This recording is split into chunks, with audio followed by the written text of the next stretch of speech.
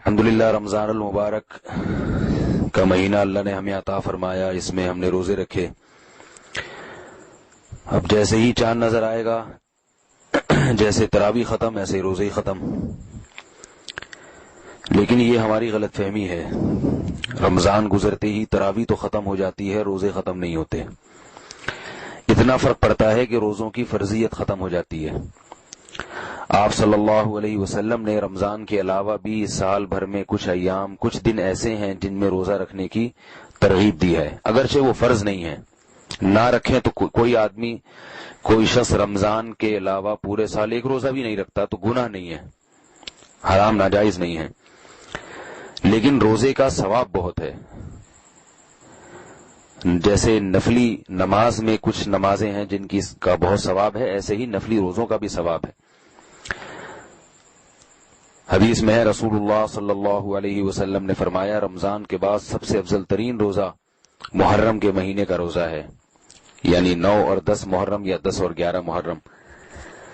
تو ہمیں اہتمام کرنا چاہیے کہ 10 محرم کا اور 9 محرم کا ہم روزہ رکھیں۔ اور رمضان کے فوراً بعد جو روزے آتے ہیں وہ شوال کے 6 روزے۔ رسول اللہ صلی اللہ علیہ وسلم نے فرمایا، من صام رمضان ثم اتبعه 6 من شوال کان کصیام الدہر، جس نے رمضان کے روزے رکھے اور اس کے بعد شوال میں 6 روزے رکھے تو یہ ایسے ہے جیسے پورے سال اس نے روزے رکھے۔ تو رمضان ختم ہونے کے بعد اگر ہمت ہو تو شوال میں بھی 6 روزے رکھنے چاہیے، صحیح ہے، مسلم کی حدیث ہے۔ البتہ بعض علماء کہتے ہیں کہ یہ 6 روزے لگاتار نہیں رکھیں بلکہ تقسیم کر کے رکھیں، وہ دونوں طرح سے اختیار ہے۔ پورے شوال میں آپ کسی بھی دن 6 روزے رکھ سکتے ہیں، یعنی ضروری نہیں ہے کہ لگاتار 6 روزے کریں، بلکہ ایک ہفتے میں 2 روزے رکھ لیے، پھر اگلے ہفتے میں 1 رکھ لیا، اس طرح کر کے تقسیم کر کے بھی شوال کا مہینہ گزرنے سے پہلے 6 روزے رکھنے کی بہت فضیلت ہے۔ اس کے علاوہ پیر اور جمعرات کو خصوصیت کے ساتھ روزہ رکھنا، اس کی حدیث میں ترغیب وارد ہوئی ہے۔ آپ صلی اللہ علیہ وسلم نے فرمایا کہ پیر اور جمعرات کے دن اعمال اللہ کے ہاں پیش ہوتے ہیں، فَأُحِبُّ أَن يُعْرَضَ عَمَلِي وَأَنَا صَائِمٌ، میں چاہتا ہوں کہ میرا عمل جب اللہ کے سامنے پیش ہو تو میں روزے سے ہوں۔ اور اس دن میں آپ صلی اللہ علیہ وسلم کی ولادت بھی ہوئی، آپ صلی اللہ علیہ وسلم نے اس لیے بھی اس دن میں روزہ رکھا ہے۔ اس میں بہت ساری حکمتیں تھیں، جیسے آپ ربیع الاول پہ جو میرا بیان ہے اس میں نے یہ وضاحت کی ہے کہ آپ صلی اللہ علیہ وسلم نے اپنی ولادت کے دن روزہ رکھ کر یہ بتا دیا کہ میری ولادت کے دن کو عید کا دن نہیں قرار دیا جا سکتا، کیونکہ روزہ اور عید جمع نہیں ہوتے، تو یہ حکمت بھی ممکن ہے اس میں ہو۔ لیکن بہرحال چونکہ نبی صلی اللہ علیہ وسلم نے پیر اور جمعرات کے روزے کا اہتمام فرمایا ہے، اس لیے ہمارے لیے بھی سنت ہے کہ پیر اور جمعرات کا روزہ رکھیں، اس کی فضیلت دوسرے دنوں کی نسبت زیادہ ہے۔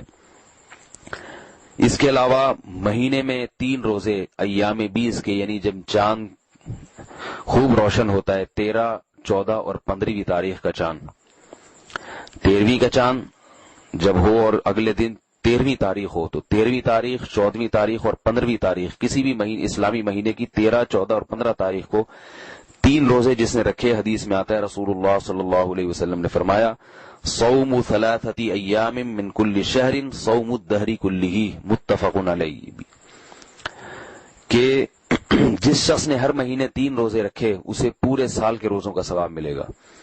علماء نے اس میں حکمت یہ بیان کی ہے، یعنی اس کی وجہ یہ بیان کی ہے کہ ایک نیکی اللہ کے ہاں 10 نیکیوں کے برابر، تو ایک روزہ اللہ کے دربار میں 10 روزوں کے برابر، 3 روزے 30 روزوں کے برابر۔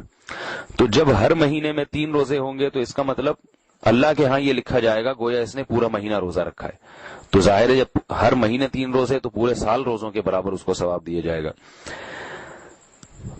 یہ حدیث میں فضیلت ہے۔ اور اگر کسی سے یہ نہیں ہوتا، مخصوص ایام جیسے پیر اور جمعرات کو رکھنا کسی کے لیے مشکل ہے، کوئی مثال کے طور پر کسی کو اس دن مصروفیت زیادہ ہوتی ہے یا چھٹی اتوار کو ہوتی ہے تو اتوار کو آسانی ہے، تو کسی بھی دن رکھ لیں، کوئی لازمی نہیں ہے کہ پیر اور جمعرات ہی کی پابندی ہو یا مہینے کے 3 دنوں ہی کی پابندی ہو۔ مقصد یہ ہے کہ ہمارے اعمال میں جیسے فرض نماز کے ساتھ نوافل بھی ہمارے اعمال میں ہوتی ہیں، تو پھر فرض کی کمی کس سے ہوگی؟ نوافل سے پوری ہوگی قیامت کے دن۔ تو ایسے ہی فرض روزہ جو ہے اس کے ساتھ ساتھ انسان کو اپنے اعمال میں، جیسے آج کل کہتے ہیں نا، اسپیئر میں نفلی روزے بھی رکھنے چاہیے، جب آپ لمبے سفر پہ جاتے ہیں تو گاڑی میں جتنے ٹائر ہوتے ہیں ساتھ میں ایک اسپیئر میں ٹائر رکھا جاتا ہے. بھائی کچھ بھی ہو سکتا ہے, یہ ٹائر ضائع ہو سکتا ہے, تو راستے میں کوئی اسپیئر ٹائر تو ہو رکھنے کے لیے. اسپیئر پارٹس ضروری اسپیئر پارٹس رکھے جاتے ہیں لمبے سفر میں. تو آخرت کا جو اتنا لمبا سفر ہے, اس کے لیے بھی جو آخرت کی ہمیشہ کی زندگی ہے, اس میں صرف فرائض پر اکتفا نہیں کرنا چاہیے. فرض روزوں کے ساتھ ہمارے اعمال میں پورے سال میں کچھ نفلی روزے بھی ہونے چاہیے. تو آپ بہتر تو وہ ہے جو آپ صلی اللہ علیہ وسلم نے ایام بتائے ان میں رکھیں, ورنہ جن ایام میں آپ کو سہولت ہو. بعض دفعہ ایسا ہوتا ہے کہ آپ کو گرمیوں میں رکھے ہی نہیں جاتے, آپ کہتے ہیں ہم سردیوں میں رکھیں گے, تو آپ سردی میں رکھ لیں, سردی میں تھوڑے زیادہ رکھ لیں تاکہ گرمی کی بھی تلافی ہو جائے, گرمی میں جو روزے نہیں رکھے.